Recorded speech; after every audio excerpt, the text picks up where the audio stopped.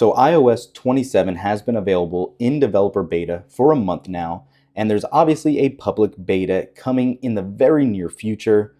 Let's talk about when you can expect that to be released. So we know from WWDC, iOS 27 public beta was confirmed for July, most likely mid-month as it historically has been. If you're excited to try out the new Siri AI or any of iOS 27's other new features for iPhone, you're going to need to hop on the public beta in order to take advantage of that, simply because iOS 27 isn't getting released to the general public until September, most likely mid to late September, when the new hardware comes out. But you're welcome to try it early via Apple's free beta software program, as they've done for the last couple of years. Apple obviously did confirm iOS 27 public beta will launch in July, like I said, and that means we're officially now in release month, and based on the recent history of iOS 27's public betas, we could only be about a week or so away, if that. So, just for a little context, iOS 26 last year got released for their public release July 24th, and then iOS 18 the year before that was on July 15th, iOS 17 July 12th, and iOS 16 on July 11th. Typically, the first public beta for a major OS update arrives about a week after the third developer beta, and you know what we all just got yesterday, the third developer beta of iOS 27. Since we did just get that, it really does make a public beta launch the following week likely.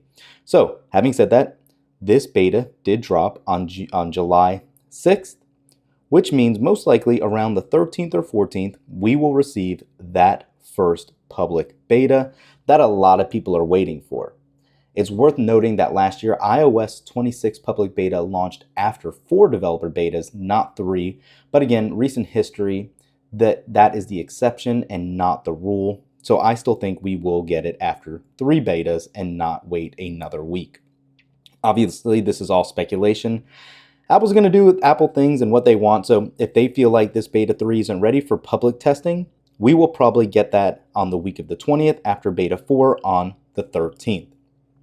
There are a lot of new features coming in iOS 27, but more excitingly, aside from Siri AI, is just how much more focused on improving the device battery, performance, and stability. We know it brings refinements to liquid glass and lets you customize the design with a new slider finally that we've talked about in the past in your settings app and all of that. It is going to be nice for people that weren't a huge liquid glass fan but did just like it somewhat. They can now tweak it and make it their own.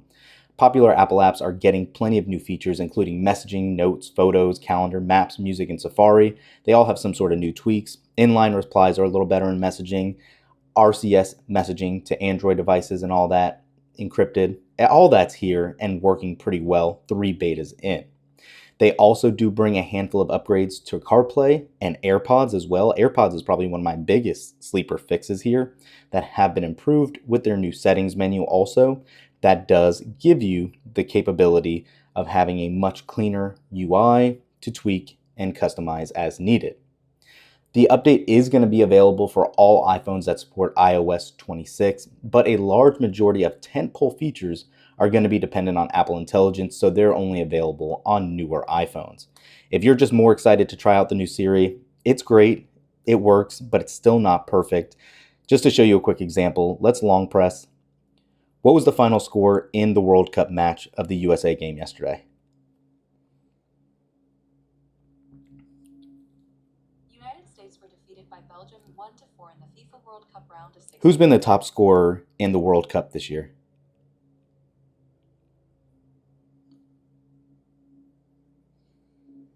Kylian Mbappe, Lionel Messi, and Erling Haaland are currently tied as the top scorers in the Who's favored to win the tournament at this point of who remains?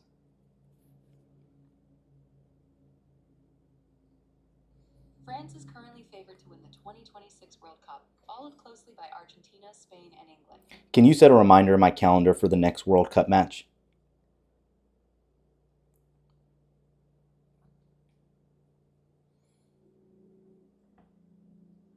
Which match would you like to set a reminder for? Egypt.